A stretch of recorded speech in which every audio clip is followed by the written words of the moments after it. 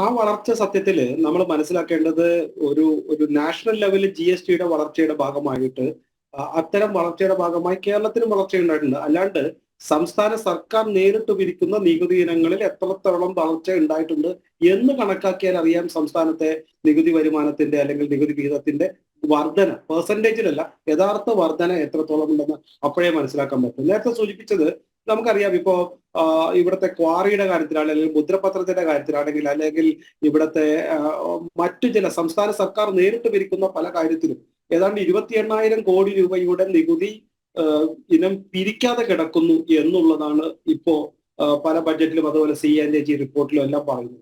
അപ്പൊ നികുതി വർധനവിന്റെ കാര്യത്തിൽ സംസ്ഥാന സർക്കാരിന് നേട്ടമുണ്ടാക്കിയിട്ടുള്ളത് GST വരുമാനത്തിലും അതുപോലെ തന്നെ കേന്ദ്ര സർക്കാർ പിരിക്കുന്ന വരുമാനത്തിന്റെ ഭാഗമായിട്ടാണ്.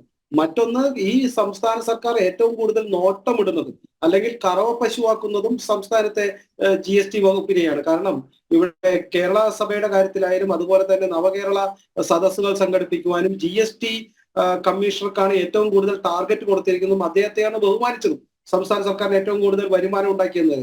അപ്പോ ഇത്തരത്തിൽ ആരായിരിക്കും ഇത്തരത്തിലുള്ള GST കമ്മീഷണർ ചോദിച്ചു കഴിഞ്ഞാൽ പണം കൊടുക്കുന്നത്? കൃത്യമായി പണം അടയ്ക്കാത്ത ആളോ അല്ലെങ്കിൽ പണത്തിൽ നികുതി അടയ്ക്കാത്തതിൽ വലിയ വീഴ്ച വരുത്തിയിട്ടുള്ളവരോ സംസ്ഥാന സർക്കാരിൻ്റെത് ഇളവ് പ്രതീക്ഷിക്കുന്നവരായിരിക്കും. അപ്പോ ഇത്തരത്തിലുള്ള ആളുകളുടെ നിന്നും പണം കളക്ട് ചെയ്തിട്ട് നവകേരളം നടത്തിയ ഒരു സംസ്ഥാന സർക്കാർ നികുതി വീണ്ടും ഞങ്ങൾ വർദ്ധിപ്പിക്കുമെന്ന് പറയുമ്പോൾ അത് എത്രത്തോളം ശുഭകരമാകും അല്ലെങ്കിൽ എത്രത്തോളം അത് ഗുണകരമാകുമെന്ന് ജനങ്ങൾ ചിന്തിച്ചാൽ മാത്രം മതിയാവും.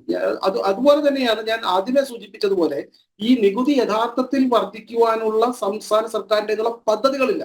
വലിയ പദ്ധതികൾ ഇത് സംസ്ഥാനത്തെ യൂണിവേഴ്സിറ്റികൾ സ്ഥാപിക്കുമെന്നോ അതല്ലെങ്കിൽ വീട്ടുപടിക്കൽ മൃഗസംരക്ഷണത്തിന് സേവനം നടപ്പിലാക്കുമെന്നോ എല്ലാം പറഞ്ഞതുകൊണ്ട് നികുതി വർദ്ധിക്കണമെന്നില്ല. നികുതി വർദ്ധിക്കുവാനുള്ള കൃത്യമായ സ്കീമുകൾ നടപ്പിലാക്കുവാനും അത്തരത്തിലുള്ള ഇൻഡസ്ട്രിയൽ ക്ലസ്റ്ററുകൾ നടപ്പിലാക്കുവാനായിട്ട് തൊഴിൽ മേഖലയിൽ എന്തോരം പ്രശ്നങ്ങൾ നടപ്പിലാക്കും ഇതെല്ലാം പറയുവാനായി കൃത്യമായ ഒരു പദ്ധതിയില്ല, അല്ലെങ്കിൽ അതിനുള്ള പദ്ധതികൾ നിർഭാഗ്യവശാൽ ഈ ബഡ്ജറ്റിൽ കാണുവാനില്ല.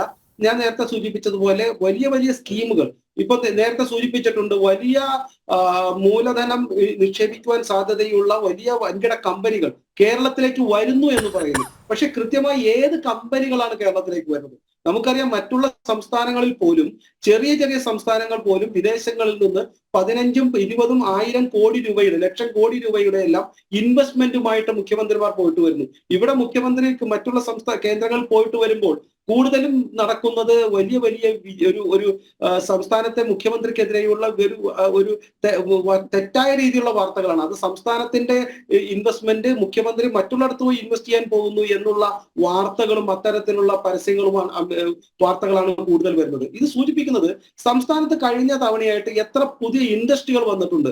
ഇപ്പൊ കുറച്ചുനാൾ മുമ്പ് പറഞ്ഞതുപോലെ ഒരു നിസാൻ വന്നു എന്ന് പറയുന്നു. അവർ തിരിച്ചുപോയി. അതവിടെ ഒരു ടോം കൊണ്ടുവന്ന, അദ്ദേഹം വ്യക്തിപരമായി കൊണ്ടുവന്ന ഒരു ഇൻഡസ്ട്രിയാണ്. അത് തന്നെ തിരിച്ചുപോയി. അപ്പോൾ ഒരു നിസാന്റെ കഥയല്ലാതെ, തിരിച്ചുപോയ ആ കഥയല്ലാതെ മറ്റൊരു ഇൻഡസ്ട്രി വന്നു എന്ന് പറയാൻ ഇവർക്ക് പേര് പറയാൻ നിർഭാഗ്യവശാൽ ഈ ബഡ്ജറ്റിൽ സാധിച്ചിട്ടില്ല. അപ്പൊ ഇൻഡസ്ട്രികൾ വരുന്നു എന്ന് പറയുന്നതല്ലാതെ പ്രത്യേകിച്ചൊന്നും വരുന്നില്ല. നികുതി കൂടുന്നത് ഇത്തരത്തിൽ ഇവിടെ ജുവല്ലറികളോ അതല്ലെങ്കിൽ മദ്യത്തിന്റെയോ അതല്ലെങ്കിൽ ഇപ്പോൾ ഈ കഴിഞ്ഞ കുറെ കാലഘട്ടമായി നാഷണൽ ഹൈവേ ഏറ്റെടുത്ത സ്ഥലം, ആ സ്ഥലം ഏറ്റെടുത്ത ആൾക്കാർ തിരിച്ച് സ്ഥലം മറ്റുള്ളിടത്ത് മേടിക്കുന്നതുകൊണ്ടുള്ള ഭൂമിയുടെ ക്രയവിക്രയങ്ങൾ കൊണ്ടുണ്ടായിട്ടുള്ള ഒരു നികുതി വരുമാനം മാത്രമാണ് കൂടിയിട്ടുള്ളത് എന്നാണ് സാമാന്യേന ഈ ബഡ്ജറ്റും ഈ കേരളത്തിന്റെ ഒരു എക്കണോമിക്സും പഠിച്ചാൽ മനസ്സിലാവുന്നത്. അതുകൊണ്ട് ഈ സംസ്ഥാന സർക്കാരിന് നേരിട്ട് ഈ സംസ്ഥാനത്തിന്റെ നികുതി വിഹിതം വർദ്ധിപ്പിക്കുവാനുള്ള യാതൊരു പദ്ധതികളും ഈ ബഡ്ജറ്റിൽ ഞാൻ നോക്കിയിട്ട് കാണുന്നില്ല. ഒരു വലിയ സ്കീം അതല്ലെങ്കിൽ ഈ കഴിഞ്ഞ കാലഘട്ടങ്ങളിലുള്ള ഒരു ഇവിടുത്തെ വിദ്യാർത്ഥികൾ പോകുമ്പോൾ കൂടുതൽ തൊഴിലാളികളെ കേരളത്തിലേക്ക് എത്തിക്കുവാനോ അല്ലെങ്കിൽ മറ്റുള്ള സംസ്ഥാനങ്ങളിലും രാജ്യങ്ങളിലും വർക്ക് ചെയ്ത തൊഴിലാളികളെ തിരിച്ചു കൊണ്ടുവരുമ്പോൾ അവരെ അക്കോമഡേറ്റ് ചെയ്യാനോ, ഈ സംസ്ഥാനത്ത് NRIക്കാർക്ക് തിരിച്ചു വരുമ്പോൾ അവർക്ക് പെൻഷൻ നൽകുമെന്ന് വരെ പ്രഖ്യാപിച്ച ഒരു സർക്കാരാണ് ഇപ്പോൾ തുടരുന്നത്.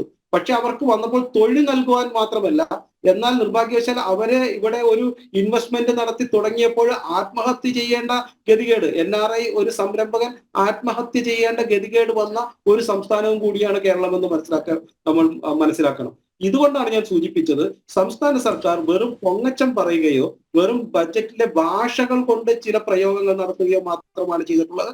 അതിൽ നേരത്തെ സൂചിപ്പിച്ചതുപോലെ വിഴിഞ്ഞവും സിയാലും അതുപോലെ തന്നെ ഷിപ്പ്യാർഡും നാഷണൽ ഹൈവേയും കഴിഞ്ഞാൽ ഈ ബഡ്ജറ്റിൽ ഒരൊറ്റ പ്രധാനപ്പെട്ട ഇൻവെസ്റ്റ്മെന്റ് പ്രൊജക്റ്റോ ഈ കേരളത്തിലെ ജനങ്ങൾക്ക് ഗുണകരമായിട്ടുള്ള ഒരു വികസന പദ്ധതിയോ കാണുവാനില്ല.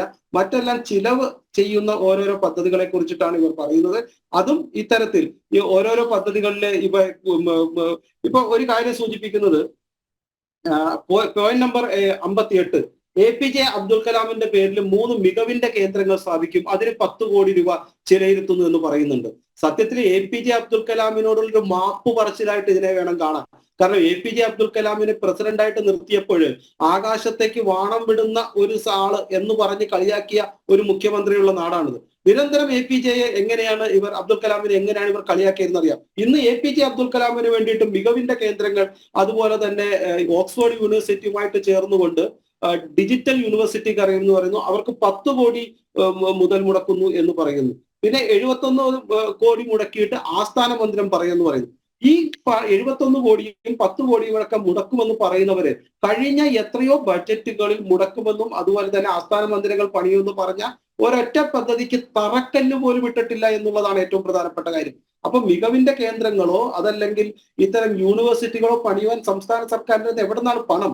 ആ വരുമാനം എവിടെ നിന്നാണ്? വീണ്ടും കിഫ്ബിയിലേക്കോ കടം മേടിക്കുകയാണോ? ഇത്തരത്തിൽ ഓക്സ്ഫോർഡ് യൂണിവേഴ്സിറ്റിയൊക്കെ വരുത്തുവാനായിട്ട് കടം മേടിച്ച ഒരു ദാരിദ്ര്യം പിടിച്ച ഒരു സിറ്റുവേഷനിൽ എത്തിയിട്ട് കുട്ടികളെ പഠിപ്പിക്കുവാനാണ് അവർ പോകുന്നത്. അതല്ലെങ്കിൽ വിദേശ യൂണിവേഴ്സിറ്റികൾ ഏതാണ്ട് 5 എണ്ണം ഇപ്പൊ തന്നെ കേരളത്തിലേക്ക് വരുന്നു. വലിയ രീതിയിലുള്ള 500-1000 കോടി രൂപ മുടക്കിയിട്ടുള്ള വലിയ യൂണിവേഴ്സിറ്റികൾ, 100-200 ഏക്കറിലുള്ള യൂണിവേഴ്സിറ്റികളാണ് വയനാട്ടിലും അതുപോലെ തന്നെ പല കേന്ദ്രങ്ങളിലും വരുന്നത്. അത്തരം പ്രൈവറ്റ് യൂണിവേഴ്സിറ്റികളുമായിട്ട് മത്സരിക്കുവാൻ ഈ തുലോം തുച്ഛം 71 കോടി രൂപയുടെ മുതൽ മുടക്കിയ കേന്ദ്രങ്ങൾക്ക് കഴിയുമെന്ന് വിശ്വസിക്കുന്നത് ഏത് ലോകത്താണ് ഇവർ ഇരിക്കുന്നതെന്ന് എനിക്ക് മനസ്സിലാകുന്നില്ല. അത്തരം യൂണിവേഴ്സിറ്റികൾക്ക് വേണ്ടി 71 കോടി മുടക്കുന്നതിന് വളരെ ചെറിയ തുകയാണ്. അത് മുടക്കിയതുകൊണ്ടൊന്നും അവന്റെ നേരത്തെ സൂചിപ്പിച്ചതുപോലെ വാക്സിൻസ് കേന്ദ്രം തുടങ്ങുവാനായിട്ട് 10 ലക്ഷം രൂപ മാറ്റി വെക്കുന്നു എന്ന് നേരത്തെ തോമസ് ഐസക് പറഞ്ഞ പോലത്തെ വിഡ്ഢിത്തരങ്ങളാണ് ഈ പറഞ്ഞുകൊണ്ടുവരുന്നത്. അത് കാരണം ഈ കാര്യങ്ങൾ ഞാൻ അവസാനിപ്പിക്കാം. പിന്നെ വിനോദസഞ്ചാരത്തെ കുറിച്ച് പറയുമ്പോൾ ലോകം മുഴുവൻ വിനോദസഞ്ചാരം വലിയ രീതിയിൽ വികസിച്ചു, കേരളത്തിലും വികസിച്ചിട്ടുണ്ട്. ഇപ്പൊ പറയുന്നത് ഏതാണ്ട് 50 കേന്ദ്രങ്ങളിൽ ഒന്നായിട്ട് കേരളം വളർന്നു എന്നാണ്. സത്യത്തിൽ ഈ ലോകത്തിലെ കാണേണ്ട 50 ടൂറിസ്റ്റ് കേന്ദ്രമായി കേരളത്തെ വളർത്തിയതിന്റെ ഏറ്റവും പ്രധാനപ്പെട്ട അവാർഡ് ഉണ്ടെങ്കിൽ കൊടുക്കേണ്ടത് CITUവിനാണ്. കാരണം ഒന്നും വികസിക്കാതെ ഒരു ഇൻഡസ്ട്രിയും തുടങ്ങാതെ ഇതിനെ ഒരു പ്രാകൃതമായ രീതിയിലുള്ള പച്ചപ്പുള്ള സംസ്ഥാനമായി നിലനിർത്തിയതിന് CITUവിന് തന്നെയാണ് വിനോദസഞ്ചാരത്തിനുള്ള അവാർഡ് കൊടുക്കേണ്ടത്. അത്തരത്തിൽ വിനോദസഞ്ചാരം എന്ന് വെച്ച് കഴിഞ്ഞാൽ വെറും കേരളത്തിന്റെ ഒരു തടാകങ്ങളോ അല്ലെങ്കിൽ ഗ്രാമീണ മേഖലയോ മാത്രമല്ലാതെ അതിന് ഒരു ഗ്രോത്ത് ഉണ്ടാക്കുവാൻ, ഇൻഫ്രാസ്ട്രക്ചർ ഡെവലപ്മെന്റ് ഉണ്ടാക്കുവാൻ ഈ സംസ്ഥാനത്ത് എന്താണ് ചെയ്തത്? പൊട്ടിപ്പൊളിഞ്ഞ ബോർഡുകൾ, നാഷണൽ തീർച്ചയായും